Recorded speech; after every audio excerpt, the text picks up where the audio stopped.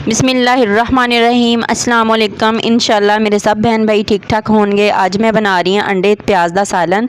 1 cup घी लिया तो घी गर्म हो गया। हुण मैं ये आधा किलो प्याज लैने, इन्हों चॉप कर लिया है।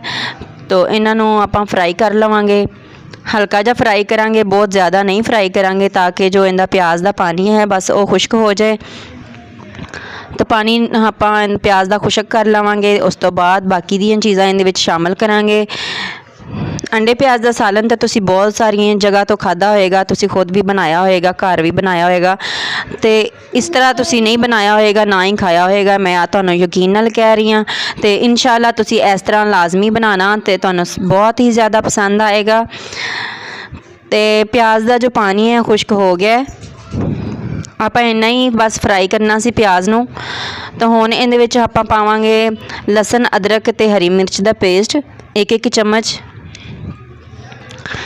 आपां लसन अदरक का पेस्ट जिहड़ा है इनू बस 1 मिनट वास्ते फ्राई करांगे, बहुत ज़्यादा नहीं फ्राई करांगे। तो जदों भी तुसी अंडे प्याज का सालन बनाओ तो इहदे विच लसन अदरक लाजमी डालिया करो, क्योंकि लसन अदरक का जो टेस्ट है ना वो अंडे प्याज च बहुत ही ज़्यादा अच्छा लगता है। तो तुसी ये लाजमी ट्राई करना। इंशाल्लाह तुसी कहोगे कि अज जिहड़ा सालन बनाया है बार बार बनाओ, घर वालियां नूं तुसी लाजमी कहोगे।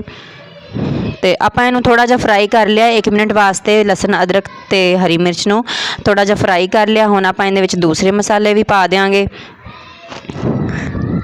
तो इत्थे मैं 1 छोटा चम्मच लिया गर्म मसाले का, तो 1.5 चम्मच लिया है सुरख मिर्च का, क्योंकि प्याज ज़्यादा ने इसलिए इहदे विच सुरख मिर्च जिहड़ी है ये 1.5 चम्मच जाएगी।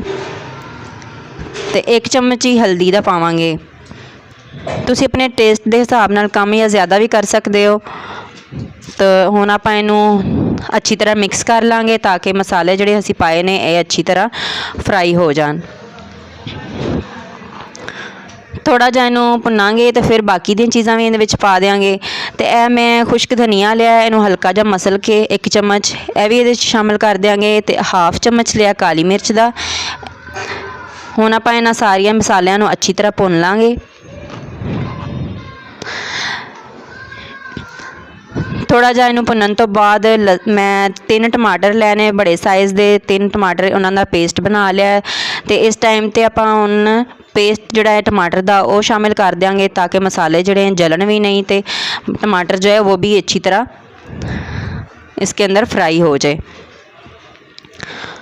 तो हुण आपां अच्छी तरह इन्हां सारे मसालियां नूं भुन लवांगे।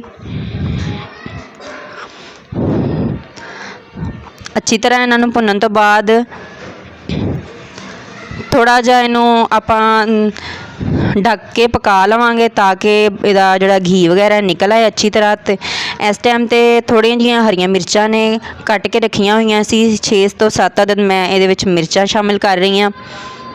तो थोड़ी देर इन्हूं ढक लवांगे ताकि अच्छी तरह ये भुन जाए मसाला वगैरह, प्याज भी अच्छी तरह पक जाए।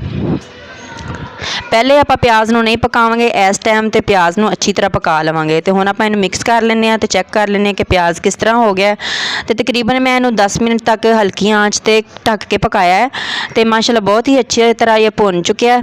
तो हुण इहदे विच मैं थोड़ा जिहा पानी पाया है, सिर्फ 3 चम्मच पानी पावांगे। तो उस तो बाद आपां इहदे अंदर अंडे जो है ने वो भी तोड़ के इहदे विच पा देंगे। तो पानी इसलिए लाजमी जो अंडे पाने होन तो उस तो पहले 2 तो 3 चम्मच तुसीं इहदे विच पानी पा लिया करो ताकि नीचों मसाला ना जले। तो 7 अदद अंडे लैने। तो इस तरह आप सारे अंडे जिहड़े ने पहले कटोरी च पावांगे, फिर इहदे च पावांगे ताकि कोई छिलका वगैरह ना आए, और अगर कोई अंडा खराब भी होए तो तुहाडा जिहड़ा सालन है वह खराब ना होए। तो इस तरह सारे जिहड़े अंडे ने तोड़ के इहदे विच आपां पा देंगे। तो अंडे पाने तो बाद तुसीं उस वक्त हिलाना नहीं गा कढ़ाई नूं, उस वक्त मिक्स नहीं करना, थोड़ी देर वास्ते इंज ही पकन दिओ। 2 मिनट तक आपां इहनूं इंज ही पका लवांगे। तो 2 मिनट हो गए ने, हल्की आंच की हुई है इसलिए। तो अब हुण आपां इहनूं थोड़ा जिहा हिला लवांगे, बहुत ज़्यादा नहीं हिलावांगे ताकि अंडे बहुत ज़्यादा इहदे च हलवा ना बनन। बस थोड़ा थोड़ा मोटा जिहा आपां इहनां नूं रखांगे।